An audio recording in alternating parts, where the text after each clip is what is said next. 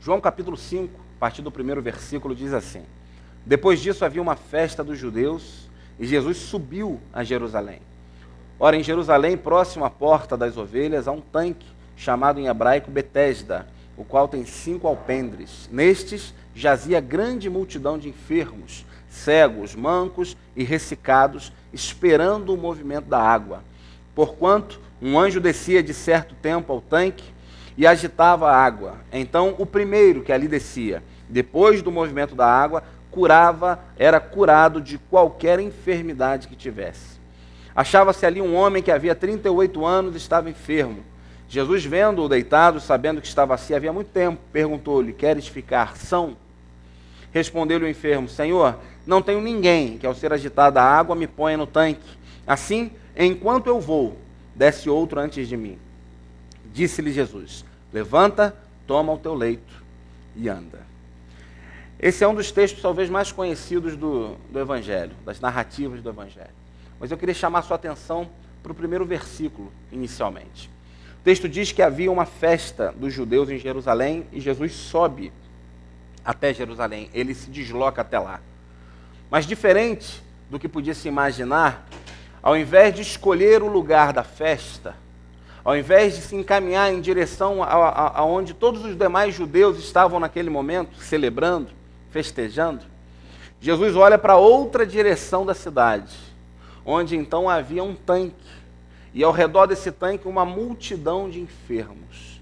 É preciso, querido, ter muito entendimento e muito desejo de fato, de verdade, de estabelecer o reino de Deus na vida das pessoas, para trocar uma festa por um lugar de lamento, de dor, de doença, para mudar o itinerário que muitas vezes nos levaria a uma celebração junto com todos os demais, e de forma que nós pudéssemos, inclusive, ignorar que do outro lado da cidade há um grupo de pessoas enfermas, há um grupo de pessoas ali fadadas e destinadas ao sofrimento, e você então escolher estar entre eles, e você então escolher de alguma forma ser luz, ser sal, ser instrumento de cura para esses homens que estão ali sem qualquer perspectiva de vida, como esse homem, que no encontro com Jesus, a pergunta que ele responde, a pergunta é bastante clara. Jesus diz: você quer ficar curado?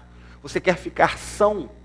Mas ele, em meio a um lamaçal de falta de perspectiva e de desesperança, ele não consegue mais nem responder sim e não. Ele já não tem mais capacidade e condição emocional de ser claro e objetivo na sua resposta. Não, muito pelo contrário. O que ele responde a Jesus, ele diz dizendo o seguinte: não tem ninguém que me ajude.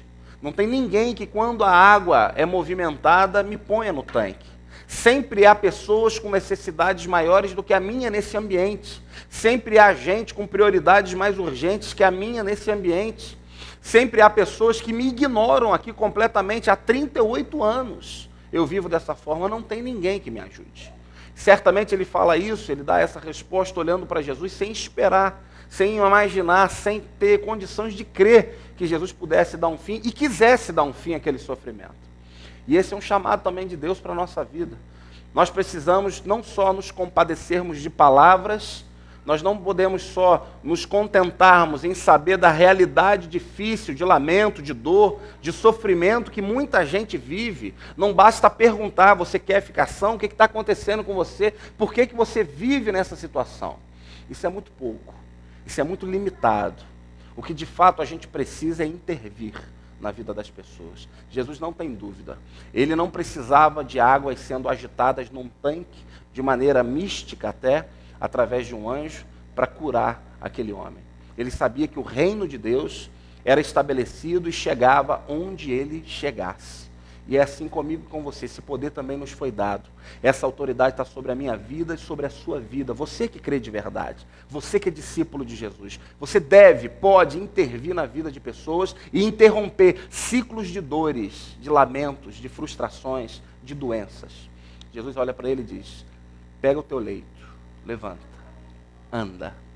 Esse é um chamado de Deus para a minha vida e para a sua vida. Fazer com que as pessoas consigam novamente acreditar que é possível ficar de pé, E eu quero nesse dia encorajar você a crer assim, a entender assim e a viver esse ministério no seu dia a dia. Há muitos tanques de Betesda espalhados por todo lado. Há poucas pessoas optando ir até essas pessoas que sofrem. Esse é o chamado do Evangelho para